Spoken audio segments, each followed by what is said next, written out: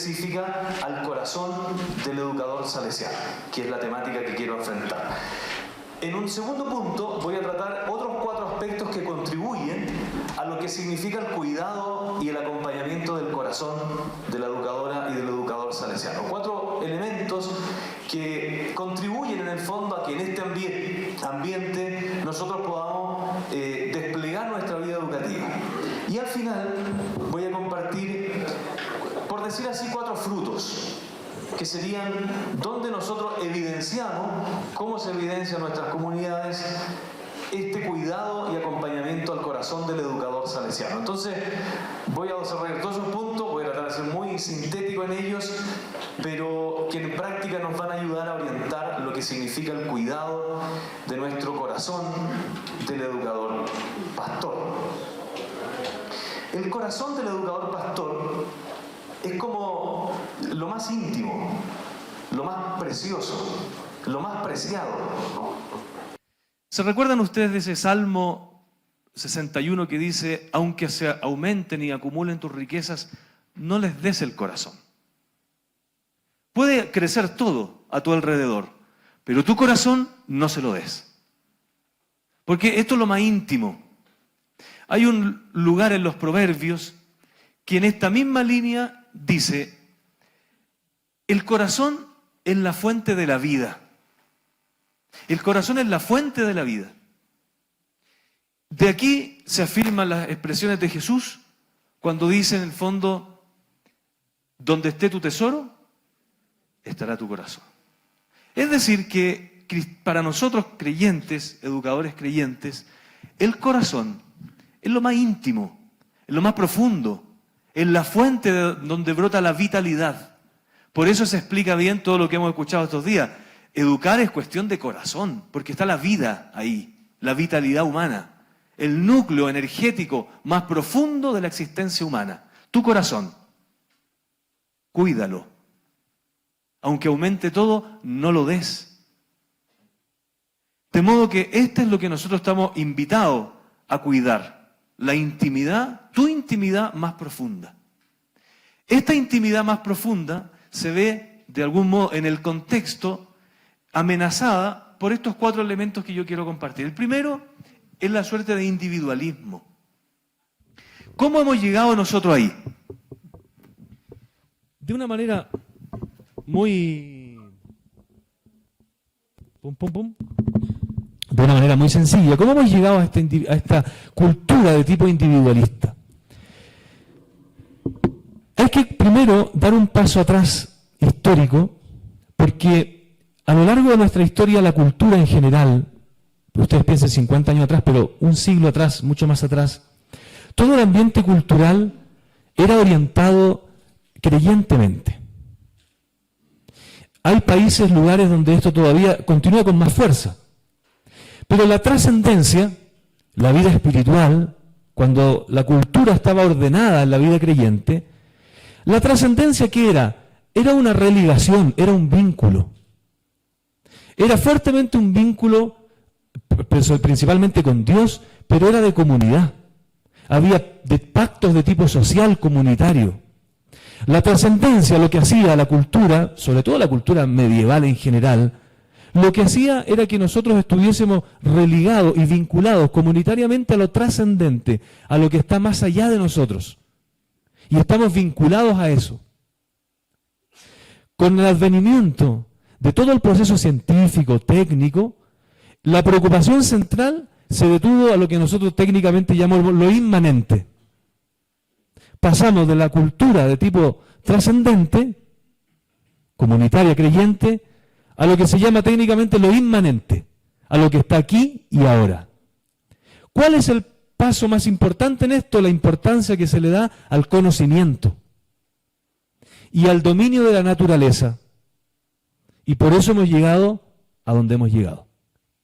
O sea, este análisis del paso de esta trascendencia profunda de nuestra cultura, de nuestro ambiente, de nuestro mundo, ligado a lo trascendente, a la vida común, devino, en definitiva, preocupada por la fuerza del conocimiento centrado al aquí y a la ahora. Y esa fuerza del conocimiento al dominio de la naturaleza. Por eso se explica el crecimiento de la ciencia. Porque la ciencia es una preocupación inmediata del conocimiento profundo de lo de aquí y de ahora. ¿Y cómo se devino entonces de lo comunitario al yo? ¿Se acuerdan de lo que estudiamos uno en filosofía? Al yo pienso. A lo inmediatamente comprensible en la individualidad del yo. Pasando esta transición. En esto estamos.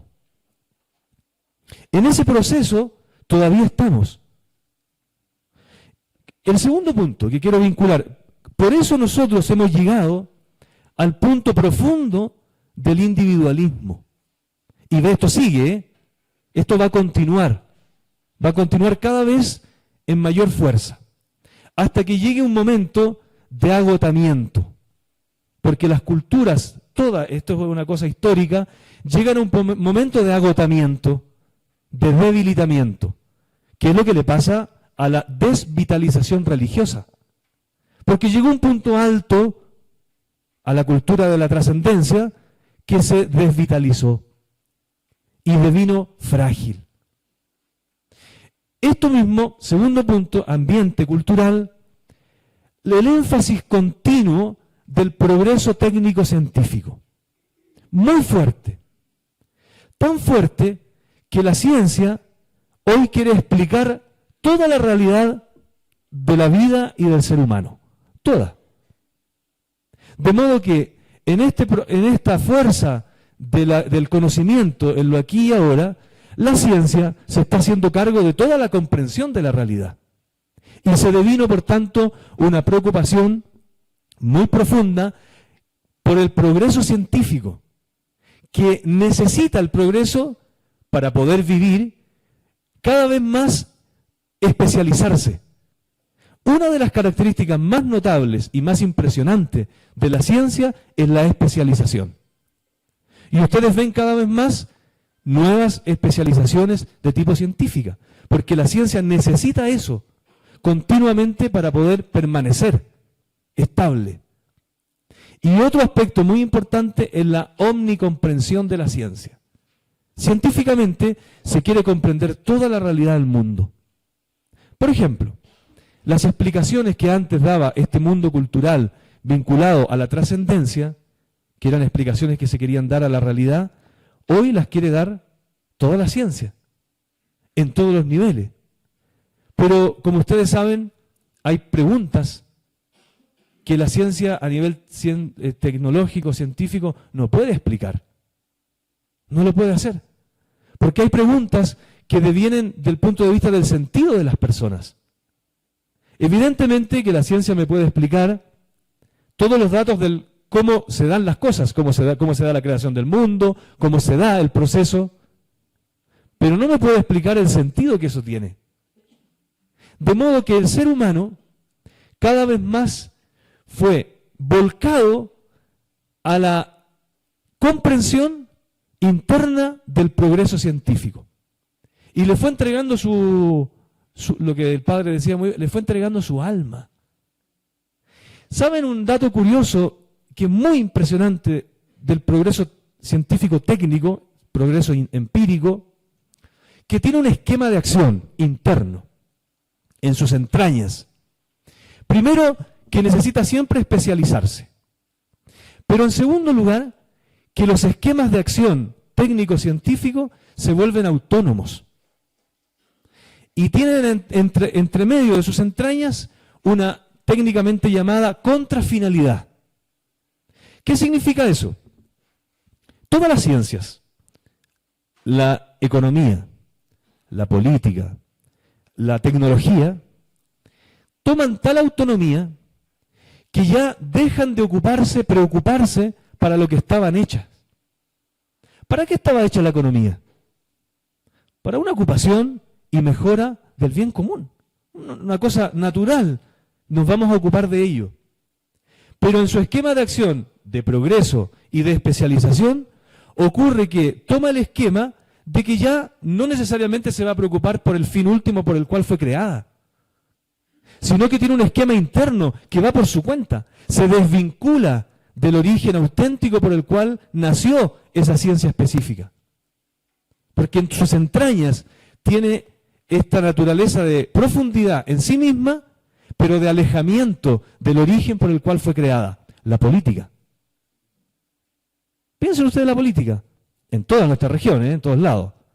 Surge para el bien de la comunidad, pero adquiere una autonomía tal de crecimiento, de contrafinalidad, que deviene todo el mundo preocupado por sostener la institucionalidad política. Entonces, ¿es la preocupación ya fundamental de la gente? ¿Es la preocupación fundamental por la cual fue hecha? No, porque el avance tecnocientífico tiene eso. El otro día preguntaban, ¿verdad? A nivel de la técnica, piensen ustedes, todos tenemos nuestros celulares, todo. Yo sé que aprieto un botón y puedo llamar a alguien, hacer un WhatsApp y todo, pero ¿cómo funciona eso? No lo sé. ¿Quién lo sabe? ¿Un informático? Sí, pero uno especialista, especializado, y adquiere tal autonomía que yo después me pongo atrás de ese progreso. Le entrego mi alma, porque me pongo atrás de él, y necesito continuamente estar actual de eso. Actual de eso. Tan así es esto. Ojo que esto pasa en las ciencias de la educación y pasa en la religión. Esto pasa, ¿eh? No es ingenuidad de que este esquema de acción propio de la técnica, propio de la ciencia, ocurre en todos los aspectos técnicos científicos. Ese es el ambiente. Y tiene un esquema de acción en sus entrañas que en definitiva se transforma en una contrafinalidad para lo cual fue hecho. Ese es el ambiente. Vamos unos más lentos, otros más rápido, pero esa es la cultura global. Global. Tercer punto, muy importante en el contexto. Se llama técnicamente la aceleración de la historia. Algunos plantean que en definitiva nuestra historia, piensen ustedes lo que les estaba hablando, los siglos anteriores que duraban tanto tiempo, ¿no? La era egipcia, el imperio romano, la cultura cristiana, 1000 años, 1000 años. Pero llegamos a la modernidad, 300 años. Y estamos en el proceso contemporáneo, que después algunos llaman, bueno, de modernidad tardía, de posmodernidad, que será 1 o 2 siglos. O sea, hay un proceso natural de la historia cada vez más acelerado. Ese es el dato. Un proceso de la historia casa. No es que se acelere el tiempo. No, el tiempo sigue siendo el mismo. Pero lo que ocurre es que el devenir de las situaciones de mi existencia, de cómo yo me posiciono en el mundo, cómo yo me posiciono en la historia, tensionado por todas las presiones que recibo, entonces la apariencia es que no alcanzo a hacer nada. Porque está todo tan acelerado, son tantas exigencias, es tal el ritmo de la vida que me da la impresión de que no hago nada. Y entonces, ¿qué ocurre? Que ese proceso de la historia, que es natural y que devino hasta hoy, genera en la cultura, en el ambiente, lo que se llama un debilitamiento cultural. Porque como todo se hace así acelerado, se acelera todo, se impiden los procesos que requieren, por ejemplo, la educación. Tiempo. Para la madurez. El padre decía, no estoy tan maduro todavía para el cielo. Tiempo de madurez. El tiempo de madurez requiere precisamente ritmos constantes. Yo no puedo acelerar la gestación de un bebé. No se hace eso. La vida exige tiempos, procesos de los que nosotros hemos hablado estos días. Pero ¿qué ocurre con esta aceleración continua de la historia? Ocurre que estos procesos se hacen débiles, porque yo no puedo pensar una idea. Me cuesta pensar una idea porque tengo tanta información encima, porque ese esquema también de acción, de ese tipo de aceleración, exige permanentemente ser suplantado. Yo necesito una información, pero necesito otra, y necesito otra, y otra, y otra. Vean ustedes los chicos al celular. Necesito porque me genera un tipo de hombre y de mujer. Necesito más y más información. Porque el esquema de aceleración me lo exige, me lo impone. De modo que, en definitiva, yo termino frágil. Y por eso, tantos sociólogos, entre ellos Bauman y otros así bien renombrados, usan la expresión de la sociedad líquida. De ahí viene todo eso. Por eso se le ocurre nombrar a esta cultura como la cultura líquida. O como la cultura frágil, que se me va de las manos. O como otros sociólogos que son, según ellos, muy así connotados, le llaman a los jóvenes la cultura de cristal. ¿De dónde viene eso? De todo esto. Que en el devenir cultural del proceso histórico se hace tan acelerado que en definitiva yo vengo a ser frágil. Vengo a ser licuado. Por eso es que es la sociedad débil. Y hay un filósofo italiano de apellido Vattimo que habla del sujeto débil. Por esto. Es por esto. No hay ninguna otra explicación. Es porque en definitiva nosotros, producto de esta aceleración histórica, devenimos frágiles. ¿De dónde vienen entonces todas las imágenes de lo postmoderno? De acá. Todo es postreligioso, postmetafísico, postrelato, posverdad. Posverdad. Todo es post, porque es tan acelerado que devienen los procesos de manera post. ¿Y cuál es el hijo predilecto de la posverdad? Las fake news. De acá vienen. De este ritmo procesual histórico acelerado. ¿Saben qué ocurre con el sujeto en esto? Con lo que Vattimo llama el sujeto débil. Se vuelve un sujeto frágil, tensionado, como un punto en fuga. Porque no tiene una orientación, no tiene una línea. Imagínense ustedes lo que es educar en ese ambiente. Porque así están siendo los jóvenes. Van a ser los jóvenes. Esto es algo irremediable. Esto va a ser así. Es así en un lugar, es menos en otro, es mucho menos en otro, se nota menos en otro, pero ese es el camino natural de la historia. De individualismo, de avance tecnocientífico, de aceleración. ¿Saben qué genera esto, que es el cuarto punto más complicado de la existencia humana? Lo más difícil. Esto genera un nivel tan alto de insatisfacción, de inadecuación existencial. Esto es lo más duro que vivimos hoy día o que vamos a vivir en los próximos 100 años. Me dicen, el padre está loco, está hablando para 100 años. Esto lo vamos a vivir en los próximos 2 siglos, que ya se ve de una manera muy radical la inadecuación existencial del ser humano. De saber en su conciencia que está hecho para una cosa y que en este mundo, en estas condiciones, termina haciendo otras. Somos seres humanos espirituales. Estamos hechos para grandes cosas espirituales. Y terminamos haciendo lo que terminamos haciendo. Se produce una inadaptación existencial. Yo, que tengo un espíritu, pierdo la conciencia de tener el espíritu. Porque estoy volcado al aquí y a la ahora. Porque estoy volcado a la especialización.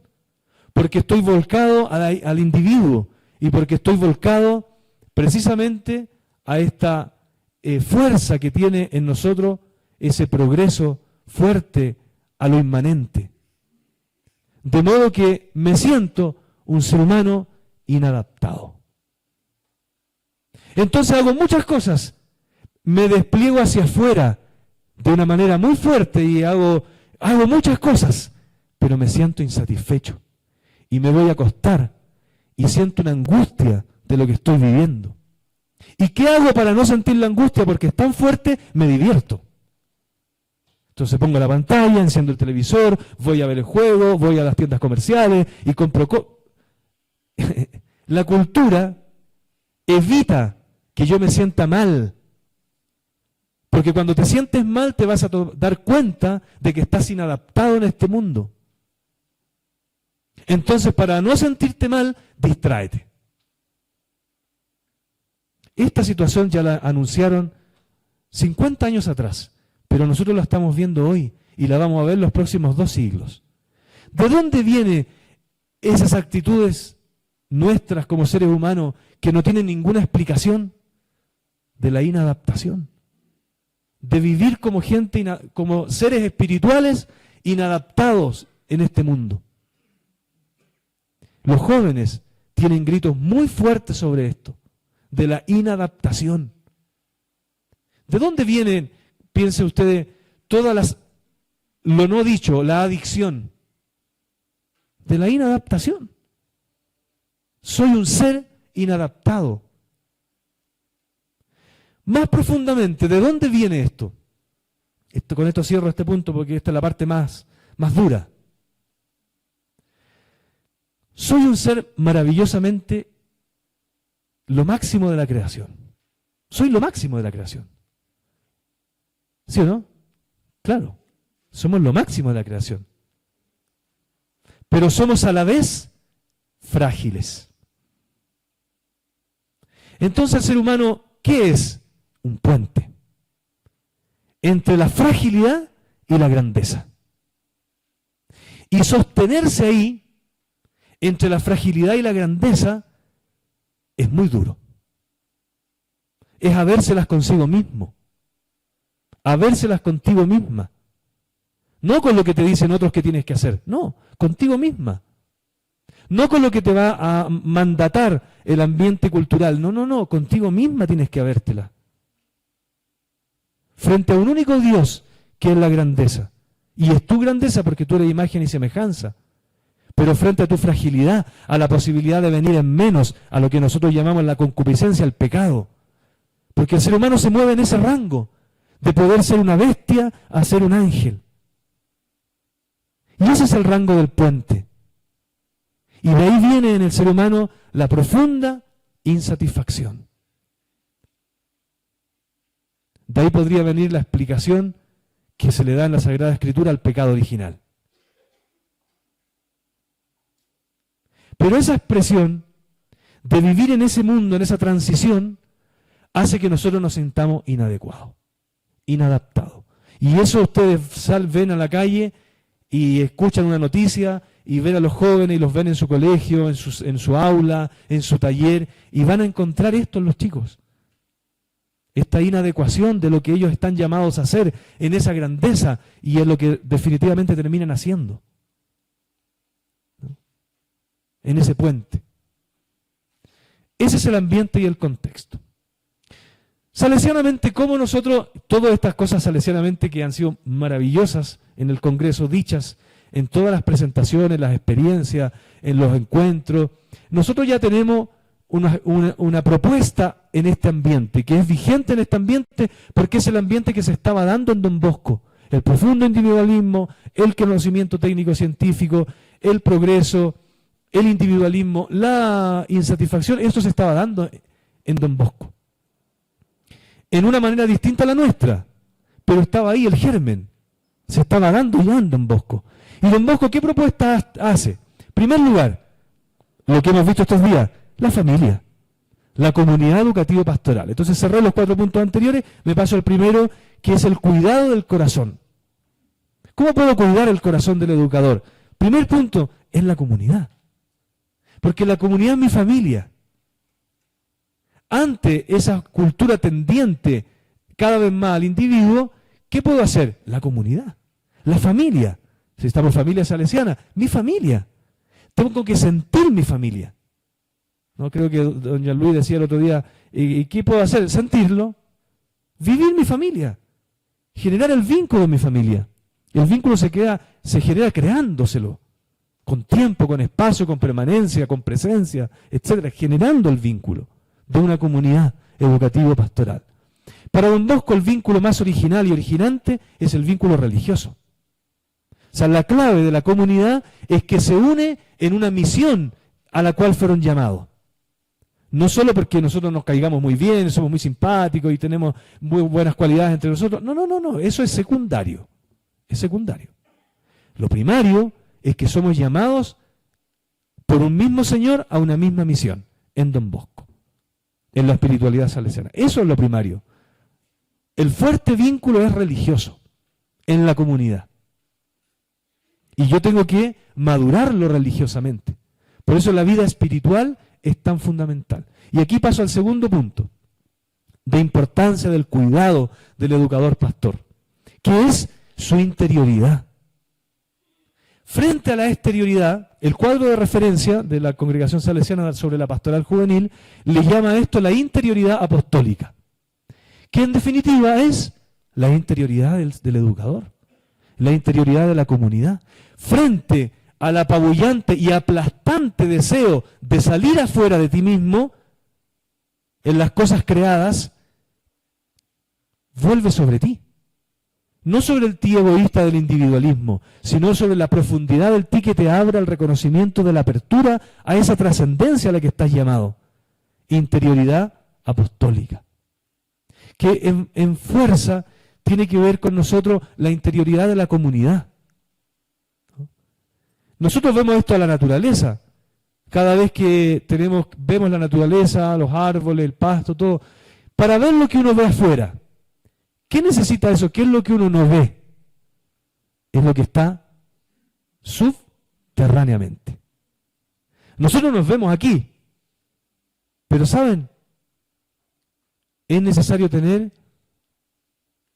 un subterráneo, que es tu interioridad, que es tu vida en el espíritu, que si tú no la tienes, frente a los violentos aires y fríos aires que te impone la cultura, tú te vas a, lo decíamos, debilitar, te vas a caer, porque es imposible sostenerse eso en pie.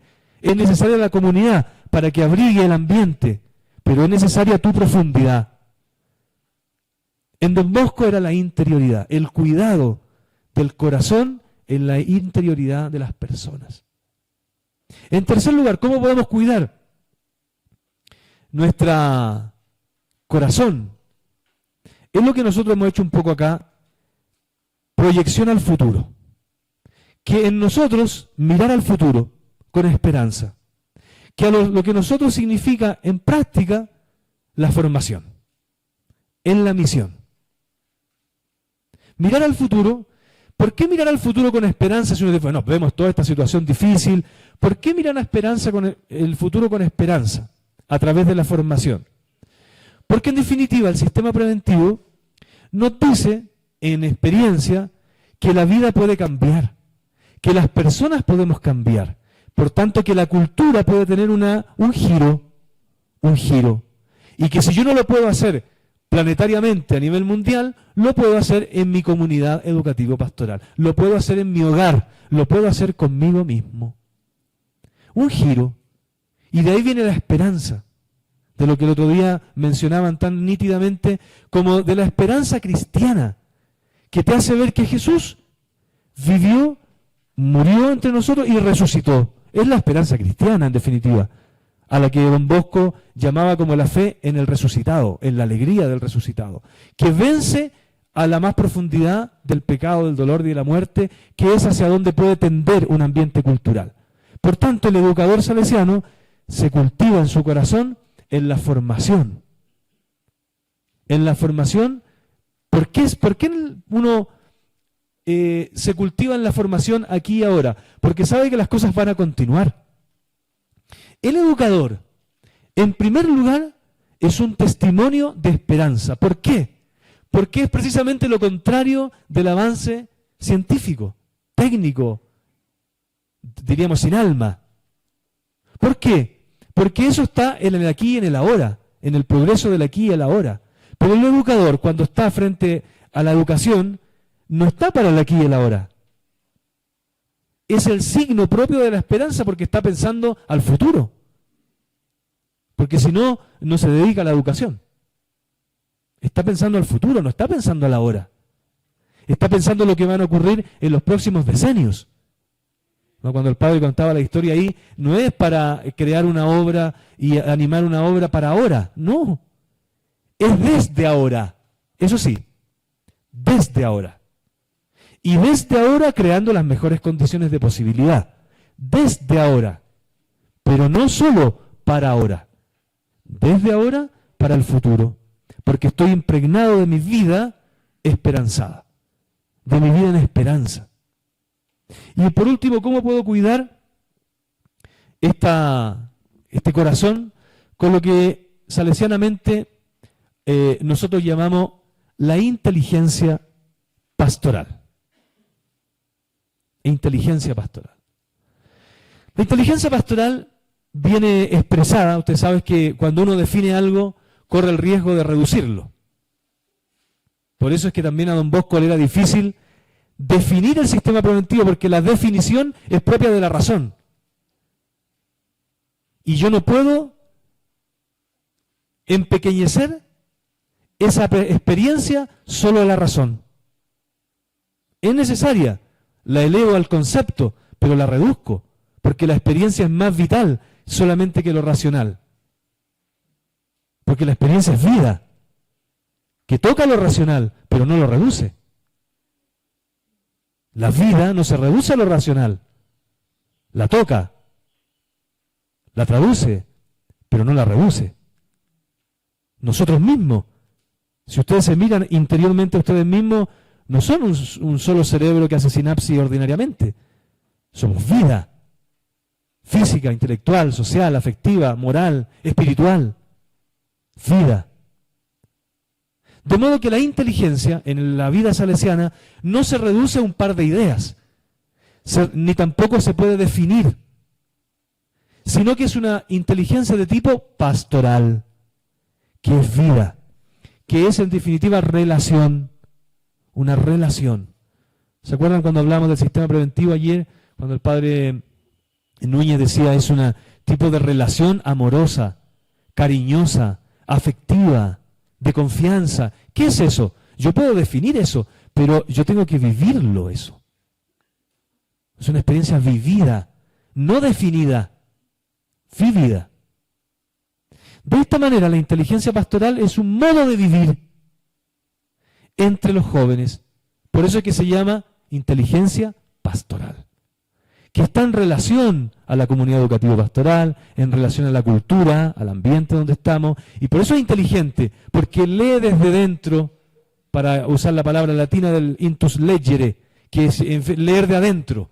Lo leo desde adentro la cultura, ¿no? La leo desde adentro el ambiente, leo desde adentro la juventud, leo desde adentro mi familia educativa, leo desde adentro mi situación existencial, la leo desde adentro.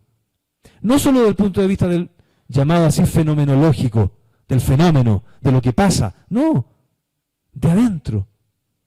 Porque una cosa es que yo sepa describir la historia y otra cosa es que yo sepa actuar en la historia, interactuar con ella, con meterme adentro de esa historia. Inteligencia pastoral. Con estos 4 aspectos, más o menos, como les digo, esto es una vida. Y la vida no se agota cuando es definida. La vida no se agota cuando es definida. Es más que eso. Por tanto, con estos elementos que les comento sencillamente, que están en nuestro carisma, que son parte de nuestro carisma, podemos cuidar, acompañar el corazón. Cierro, creo que se me acabó el tiempo, ¿no? ¿Me quedan un minuto? Un minuto más para decirle qué frutos vemos nosotros. Cuando un corazón está bien cuidado y acompañado, ¿qué se ve externamente? Lo que se ve, lo que se percibe. ¿Saben lo que se percibe primero? El querer estar. Me siento a gusto estando. Me gusta estar. Me siento en casa. Me siento contenta de estar. Me gusta. Es un dato afectivo, pero que engloba, la afectividad engloba a la persona. Por eso cuando tú afectas afectivamente a una persona, tocas todo su ser. Tocas todo el ser de la persona. Porque la afectividad es englobante. De modo que para don Bosco la afectividad, el gusto de estar presente. Me siento bien, feliz de estar presente. Con insatisfacciones propias de la vida que ya hablamos, ¿no? Pero ¿Saben cuál es el segundo punto de que se ve con el gusto de estar presente? La conciencia de crecimiento. No solo numérica, que este es un dato importante pero no el relevante, no el decisivo. Es saber que tú estás creciendo. Que tú en tu vida sigues creciendo hasta el proceso de madurez de vida, que te lo exige la vida. Que tu espíritu te dice, ese traje ya no me queda cómodo, necesito otro. Necesito moverme, el dinamismo espiritual humano. Cuando tú experimentas que creces, hay psicólogos de la escuela de tipo rogeriana o existencial que dicen que el signo de la felicidad es la conciencia de crecimiento. Si quieres ser feliz, saber que estás creciendo. No que no tienes problemas, que estás alegre. No. Saber que estás creciendo. Eso te hace ser feliz. Que estás en un continuo dinamismo personal, espiritual, de madurez humana, intelectual, moral, social, que estás creciendo, que estás dinamizada personalmente, que eres dinámico personalmente, que te da gusto estar, que te sientes dinamizado, en crecimiento. A esto nosotros le llamamos, en definitiva, que estás en un camino de santidad, en la escuela de santidad de Don Bosco. El tercer signo, que con esto pienso que una fuerza muy importante, es la apertura profunda tuya de la humildad creyente. Que estás abierto a que Dios te pueda tocar, a que Dios pueda florecer en ti. Esa apertura se nota en una persona que vive con serenidad la vida. Frente al avasallamiento social, cultural y a los problemas educativos, que esa persona, como está en crecimiento, como se siente a gusto, es una persona que está abierta. El espíritu es apertura. Eso es el espíritu. Apertura a lo nuevo. Apertura a lo que el Señor me pueda regalar. Apertura a lo que puede venir sin miedo. En definitiva, esta confianza y apertura es para nosotros la gracia, la fe, en lo que me puede el Señor regalar. Y por último, ¿cómo se evidencia esto? Creo que hacia donde tiende también la espiritualidad es a una comunidad y a un educador amante, que ama profundamente, que es capaz, como diríamos nosotros, de dar su vida. Es el amor que es capaz de donarse, de dar hasta su propia vida. Es lo que Don Bosco decía, daré hasta mi último aliento por la vida de los chicos. O sea, el educador, aquí hay distintos grados, Uno va madurando en esto, no es que ahora tengo que mostrar todo este amor que tengo. No, se va madurando en esto. Se va madurando en ser un educador amante, que recibe en la comunidad el amor, pero dona continuamente el despliegue generoso de su vida, de su desgaste, de su tiempo, de sus cualidades, y lo hace con gusto, ¿no? Con gusto. Que diríamos, no lo hace, es amor. Ese educador no entrega amor, ese educador ama. Ese educador ama. Es ese educador amor. Con todas sus dificultades, defectos y con todo, pero es amor. Ahí se manifiesta. Es la expresión, quería cerrar con la parábola del joven rico del Evangelio de Mateo, en el capítulo 19, que es capaz de vender todos sus bienes, compartirlo a los pobres y seguir a Jesús. Ese es el que ama. Ese joven no lo pudo hacer. Porque, como decía el Salmo, tenía mucha riqueza y le entregó su corazón. Tú y yo, aunque crezcan nuestras riquezas, nunca le des tu corazón. Ese joven, que era un joven extraordinario, porque tenía todo, cumplía todos los mandatos, hacía todo, pero el corazón no lo tenía donde tenía que estar. El cuidado del corazón del educador salesiano es lo más vital para el sistema preventivo, para la educación salesiana, para la pedagogía. Es lo más vital. Hay que cuidarlo. Hay que acompañarlo. Que en práctica implica acompañar y cuidar la persona del educador que vitaliza después el proyecto educativo, etcétera, etcétera. Basta, no hablo más. Muchas gracias.